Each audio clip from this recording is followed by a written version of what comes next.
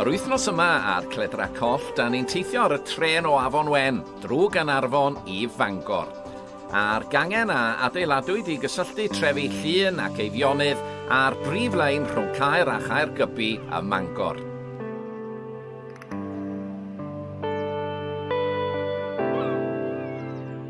I unrhyw un a oedd yn teithio o gwmpas Cymru ar y tren, mi roedd y gangen yma'n sicr yn un o'r rhai mwyaf adnabyddus, ac enwa fel Brincir, Chwilog, Ynys a Llanwnda yn aros yn y cof.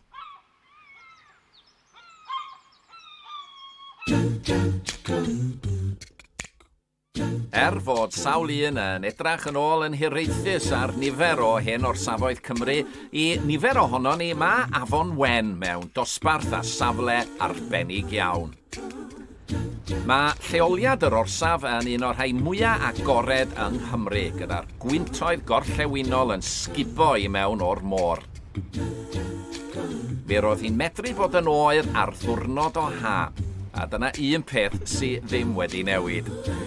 Un o'r nifer sydd efo atgofion hapus o Afonwen ydy'r parchedig Iorwerth Jones Owen. Be oedd eich gwaith chi i ddechrau? Wel, portar. Dwi'n cofio'r bora yn cyrraedd yma. A Jim oedd enw ryw sais oedd yn byw mewn tŷ yn un o'r tai rhes oedd di gwybod efo yma ar y pryd. Cofio fe'n iawn. A mynd i'r booking office a lamp paraffin yno. A bob tro fe'n clywed arogl lamp paraffin, mae'n mynd â fi yn ôl i'r booking office yn Afonwen yn 1942. Oedd hi'n brysur iawn, cyfnod yr hyfal, ac yn arbennig yn Afonwen fel hyn, wrth bod y camp Glendower, yr tailors yma yna. Ond mi ddoth hi'n brysurach na'r cyfnod yna yn iwad y 40au, pan oedd pethau'n dechrau mynd yn ôl ar ôl yr hyfal. Sut sa'ch chi'n crynhoi Afonwen? Be mae'n ei olygu i chi? Sŵn y gwynt yn y gwifra, clycha'r signal box yn canu, sŵn y tren a sŵn y trycia yn cael ei tynnu i gwthio ar hyd y platfform. A'r bobl yn dod o'r tren ac yn cerdded dros y ddwy bont. Weithiau yng nghanol glaw a gwynt cryf. Mae'r cyfan i gyd wrsydd yn gwneud y darlun o Afonwen.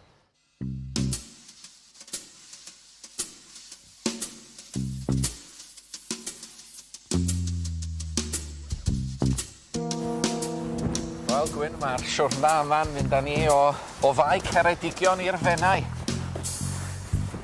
O wyntog Afonwen. Faint o daith ydy hyn? Wel, ti ar 20 milltir yma.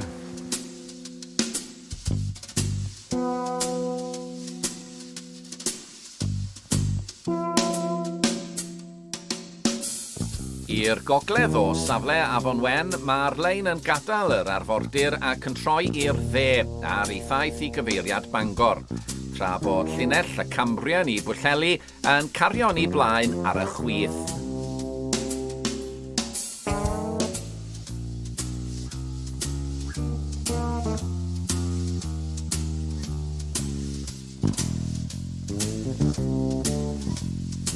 Yr orsaf gyntaf ar ôl gadael Afonwen oedd Chwilog, lle mae'r brysurdeb i gyd wedi ei drosglwyddo i'r ffordd fawr bellach. Un sydd ac atgofion o'r orsaf ydy Ifor Pritchard. Pan oedd y camp HMS Glendower amser rhyfal, oedd y llynges, ogiau'r llynges yna. Do'n i wedi gwneud ffrindiau efo dau yn dod i ffeindio ffordd i fyny'r pentra yma, oedd yn gwybod i'n byd am y lle. Ac oedden nhw'n dod i fyny bob tair noson oedden nhw wedyn ar ôl neu ffrindiau efo nhw. A un o Glasgow a llall o Lerpwl. Ac bore oedden nhw wedi gorffan i gael ei treinio yn y camp yma. Oedden nhw'n mynd i ffwrdd ar special tren yn bore 6:30. Doedd mam yn gwneud bwyd iddyn nhw, cecs iddyn nhw. A o'n i dod lawr i yma ben 6:30. Fel oedd y tren yn pasio drwadd. Oedd hi'n stopio, slow i lawr i newid staff. Oedd ddigon iddyn nhw, oedd yn sticio allan o'r gwrs. Mae'r orsaf wedi hir ddiflannu, ond mae yna olion o hyd i'n hatgoffa yn bod ni fan hyn yn cerdded ar yr hen lwyfan.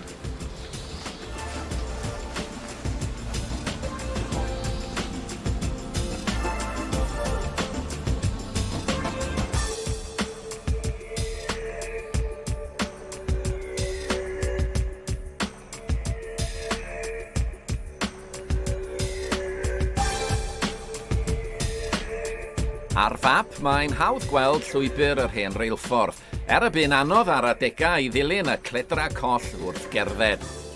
Ond o'r awyr fel yma yng nghyffiniau Llangybi, mae llwybr y lein i'w weld yn glir.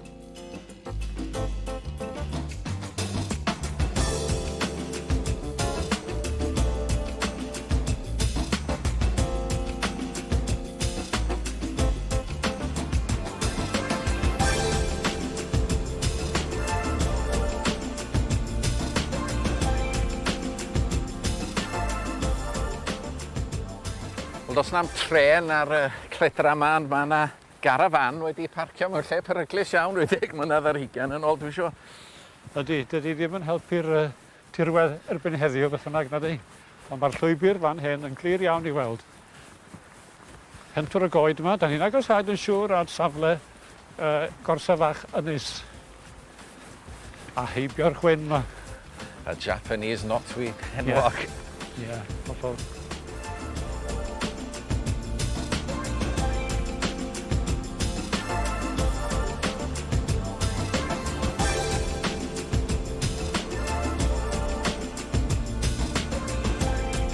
Does dim prinder o olygfeydd trawiadol ar y lein yma, gyda mynyddoedd Eryri yn gefndir perffaith.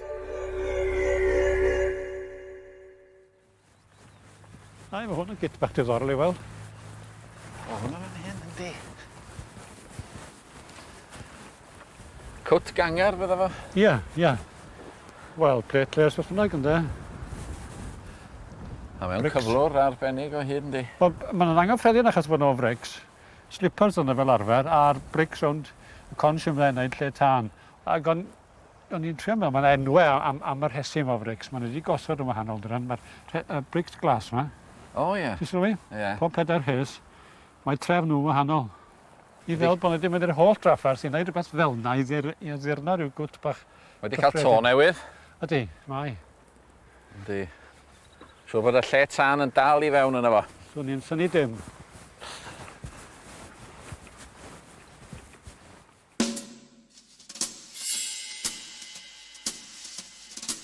Ymlaen â ni i Frincyr, canolfan amaethyddol gyda marchnad lewyrchus ger y lein. Efallai'n wir bod gwell cyfleustera gan ranifeiliad na'r dyn signals druan, a oedd yn gorfod gweithio'r lifars allan yn yr awyr agored ym mhob tywydd. A llwyfan yr ochr yma yn is na'r ochr yma? Ychydig oedd, hwn di'r hynna. Ac oedd ychydig yn is na'r ochr chwith hynny. A'r golofn ddŵr yn dal mewn bodolaeth. Ie, peth angyffredin achos oedd rhain fel arfer yn cael ei chwalu a'r cyfan yn mynd am sgrap. Wel, da ni ar fi'n cychwyn ar hyd lôn Eifion rwan, a rhaid mi gyfadda dwi'n edrych ymlaen i'r rhan yma'r siwrna'n fawr iawn. Aros eiliad Arfon. Beth i fan hyn? Postyn hanner milltir? Hanner milltir, ie. I ble? Wel, be mae'n olygu di bod yna chwarter milltir i'r postyn nesaf. A bod, falle bod hwnna'n dweud chwarter, a bod y nesaf yn dweud 3 chwarter. O, reit, awn ni chwilio am yr un nesaf. Awn ni chwilio am y nesaf. O, mae hwn yn lwybr clen, yn dydi? Yndi.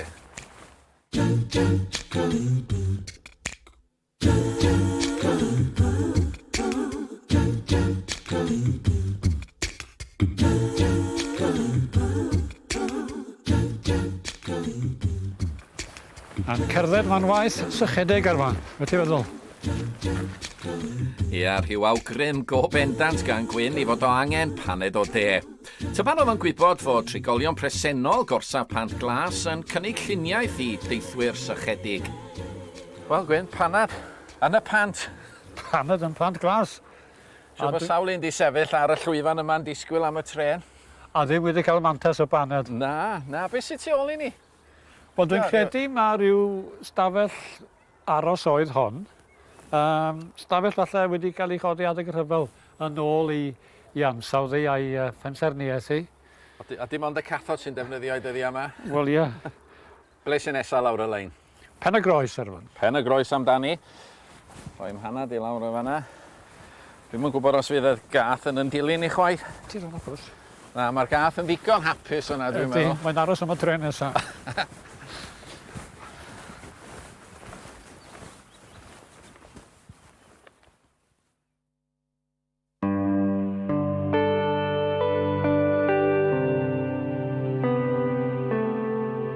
wrth i ni agosau at ben y groes ar yn siwrna o Afonwen i Fangor, mae'n amlwg fod y rhan yma o lwybr yr hen lein yn cael ei wef newid. A'r golygfeydd yn wahanol iawn i'r hyn sy'n wedi bod yn nyddia'r tren stêm.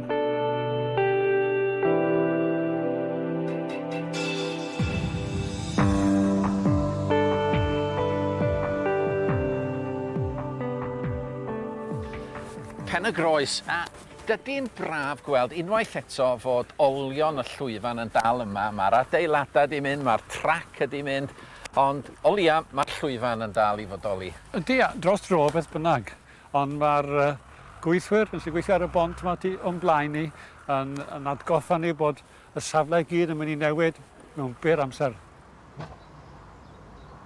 Fod y Cledrau wedi colli, mae'n dda gweld fod y llwybrau'n cael ei diogelu a'i haddasu i bwrpas newydd gan gwmni Systrans.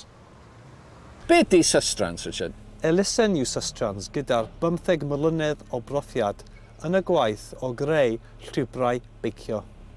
Bwriad Systrans ydy datblygu llwybrau beicio sy'n ddiogel, deniadol a choffiadwy i feicwyr. Mae'r lôn las yn boblogaidd nid yn unig i feicwyr, ond i'r rhai sy'n cerdded hefyd, ac mae'r golygfeydd yn hynod o drawiadol. Mi ydyn ni yn croesawu pawb i ddod yma, a ydyn ni'n gobeithio ymestyn y lôn yn y dyfodol. Fel dwi'n agosau i fan hyn, dwi'n cael yn atgoffa o hen lun enwog John Thomas. Gyda'r dorf o bobl oedd i amgylch y llwyfan a'r injan a hynna llall. Ac eto nôl wedyn cyn hynny, mae Pen y Groes yn safle bwysig yn hanesyddol, achos da ni wedi dechrau troeddio fan llwybr rheilffordd Nanlle. Mi roedd y diwydiant llechi yn allweddol i lwyddiant rheilffyrdd Gogledd Cymru, fel yma ar rheilffordd arbennig Llyn Padarn. Croeslon nesaf, Gwyn? Mlaen i'r groeslon.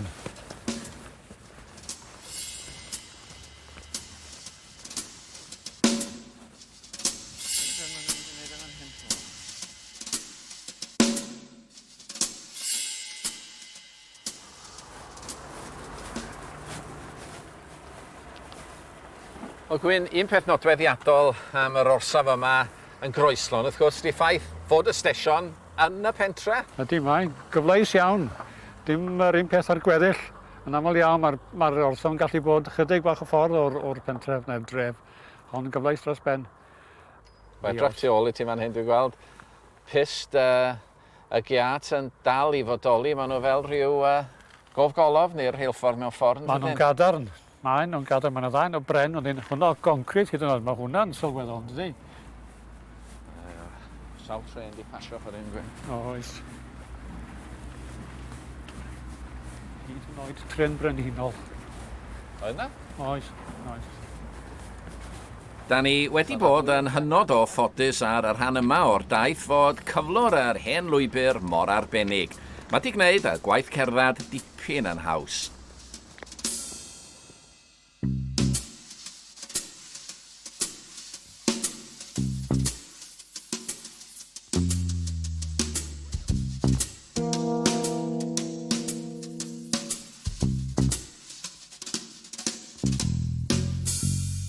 Mlaen â ni i gyfeiriad hen gyffordd dinas, ac olion y lein i'w gweld yn glir rhwng y coed.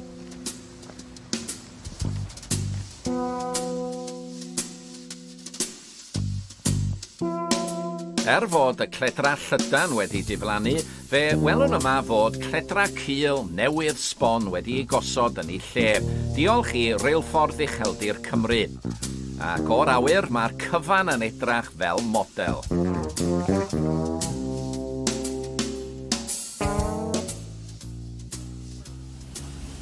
Un fi'n gweithio ar y lein arbennig yma ydy Dennis Williams. Be ydych atgofion chi o stesion dinas yma? Wel, mae yna lawer iawn atgofion ar fynydd y gwir. Llawer iawn, rei hapus iawn rhan fwyaf â nhw. Hapus iawn. Be dwi'n cofio dod yma fel signaman a reolal bob dim ad y hynny. Fe'n clywed hanes rhai o damwyni ar y rheilffyrdd heddiw. A chi, trenau ma'n pasio'r signal yn goch. Felly, wel, mae hynny'n neud Nid mi grynu'n ysgidiau, y gwir. Ond na gymaint o reola. Ac oedd yr un reola gyda ni yn lle fatha dinas. Ac oedd na mewn rhyw focs fawr ydyn ni yn Manceinion neu Birmingham neu rhywle. Yr un reola oedd yn cyfrio bob dim. A isi stesion Llanwnda wedyn, sydd ddim yn bell o ddinas rhyw filltir a hanner i fyny'r lôn. A fi si fanno wedyn fel portar am sbelan bach. Ac oedd hwnnw'r fath, oedd chi'n teimlo reit bwysig fel portar yn Llanwnda de, a chi, pobl... Mae'n anodd dychmygu bod isio portar yn Llanwnda, hefyd, ni? O, na station master yna hefyd. O, na station master yna. Mr Sullivan oedd un o fo, ac oedd efo'r Haines i fod i ddod i'r cyfeiriad yma yn cynnu. 63 dwi'n meddwl oedd hi. Ac Mr Sullivan i fod i ymddeol ar dydd Iau, ac oedd efo'r Haines yn dod dy Gwynar. Wedyn mi oedd pobl o gair, peneithiadau yn gair wedi ffonio fo. Listen, John, the Queen's coming on Friday. Are you willing to stay on? Oh, good God, no, I'm retiring on Thursday. I'm off. Well, you're losing a big honour. No, it's the Queen that's losing the honour. No, that's John. A mi, that's orffan o fe waith dydd Iau.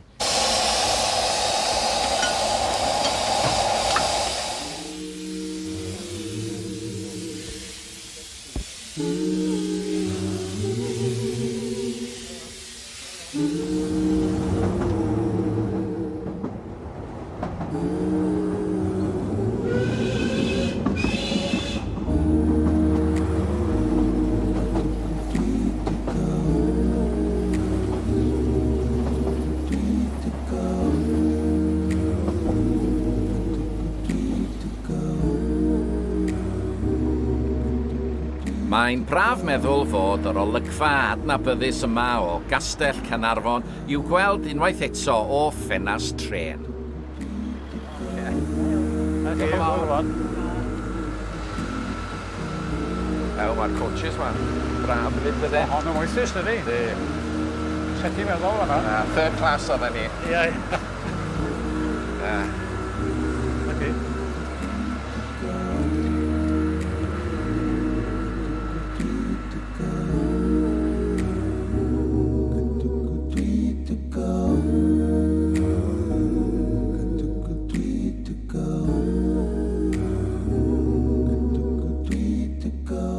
Pan oedd y lein o Afonwen ar agor, mi fydda'r Cledrau'n rhedag o dan y maes a rhanna o'r dre, ond bellach mae'r twnnel wedi ei addasu ar gyfer ceir.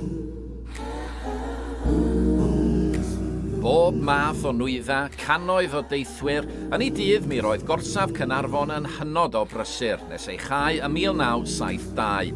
Un o'r uchafbwyntiau blynyddol oedd y trip ysgol Sul. Wel, mi oedd y trip ysgol Sul ar dydd Iau oedd o, ddech chi'n pobl yma, bod ni'n mynd ar dydd Sadwrn bawd dydd Iau, ac oedd o'n diwrnod arbennig. A fydden nhw'n gofyn i Clark y Dre i ystyried diwrnod y trip, bod o i fod yn wyl banc, oedd y siopa'n cau, ysgolion yn cau. Wedyn o'na berer undod felly draw i'r rhyl o'n i yma. Dod yn ôl adra ar ôl diwrnod hir, ac yr gynta'n llawn oedd ag hynny. A dwi'n cofio yr mama'n disgwyl y plant, tu allan i'r stesion yma'n hyn. Ac fel arfer, be oedd yn dweud, dwi'n mynd flwyddyn nesa, sgwrs, blwyddyn nesa, pawb yn mynd, ynddo.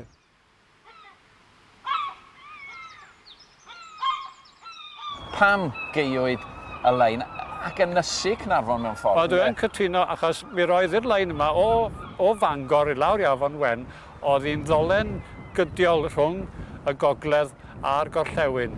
A pam na welwyd hynny ar y pryd, dwi'n i ddim.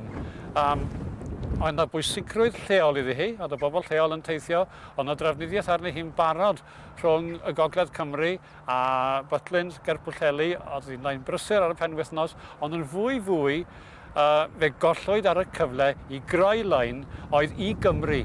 Y posibilrwydd o fynd o Sir Fôn i lawr i Gaerfyrddin er enghraifft, heb fynd i Lloegr.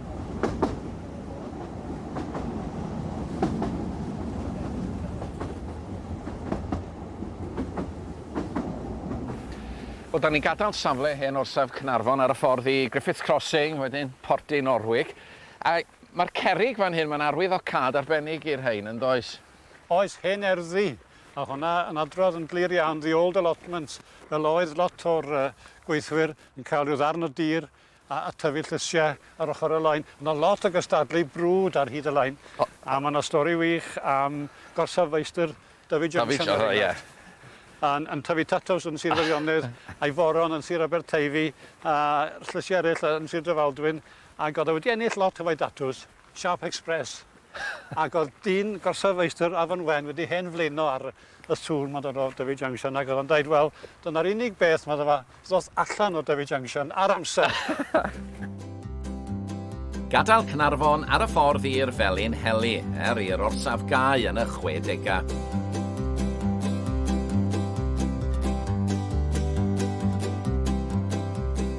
Mae'r lein rwan yn rhedeg mwy neu lai ar lannau'r fennau. O'r awyr, mae'n hawdd gweld y newidiadau a'r datblygiadau o amgylch hen orsaf Felin Heli. Y coed a'r sbwriel bellach yn meddiannu hen safle'r Cledrau.